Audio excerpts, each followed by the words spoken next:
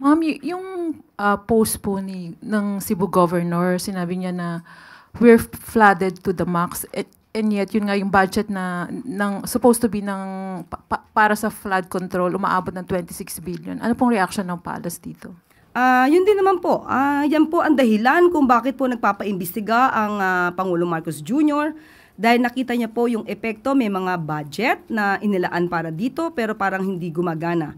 Kaya mas maganda po na kung siya man po ay nagagalit, yan din po ang nararamdaman ng Pangulong Marcos Jr.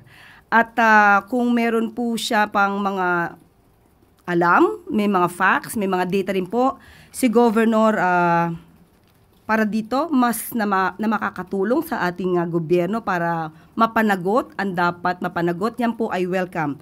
At hindi lamang po sa panahon ni Pangulong Marcos Jr. ng mga flood control projects ang dapat malaman. Dahil lumalabas po kanina yung initial data natin ay 343 flood control projects ang nagawa since 2016 to 2022 sa Cebu. Mula sa 1st District, 2nd District, 3rd, 4th, 5th, 6th, 7th hanggang sa city. So dapat din po itong makita dahil kung meron pong 343 flood control projects noon pa man, dapat po sana ay gumagana ito. So pagtulong-tulungan po natin mahanap ang dapat na papanagot sa mga maanumalyang flood control projects.